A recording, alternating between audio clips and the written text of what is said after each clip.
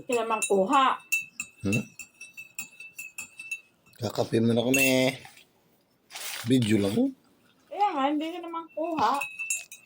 Hindi. So, dapat. Lilipat ko. Puro mo na. Ano ba yung trabaho?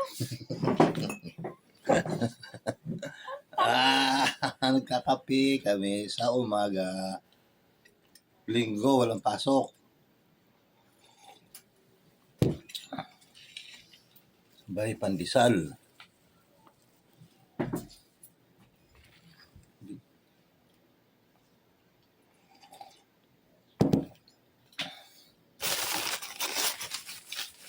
Pahinga ngayon, linggo. Bukas arangkada, trabaho na naman.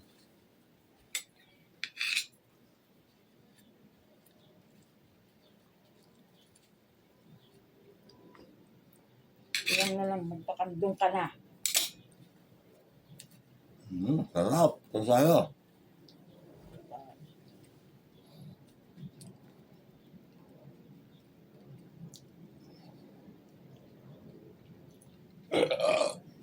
Yan.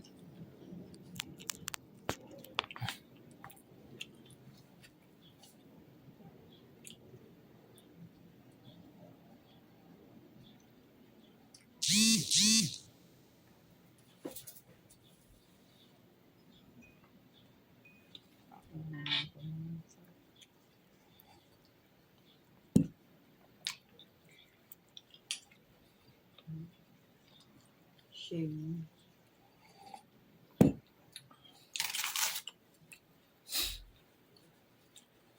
Hindi naman ano. Hindi nga Isusuot mo mainit. ba ang gown na takinang Hindi kuya mo? naman. Sa Macalelon, Quezon Province, proud na isinuot ng grade 9 student ang ballroom gown na itinakip ng kanyang kuya. Kwento ni Bayan mga, Popular oh. Mark Teodola, panahon ng Kabila. pag-ibig sa indirekta sa pananakit.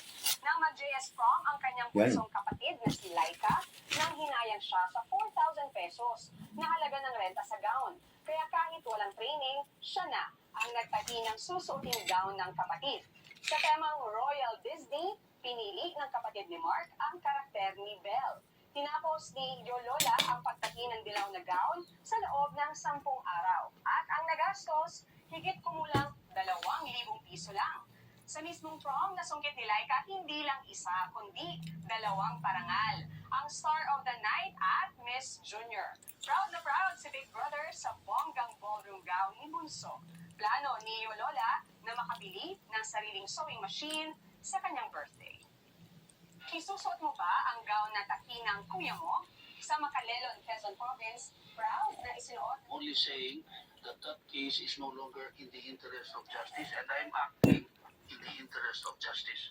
And I hope that Prosecutor Bensoda will realize that that case, directed by Senator Trillanes, Senator De Lima, and Father Alejo, and the rest of them, is purely part of politics. They invented videos.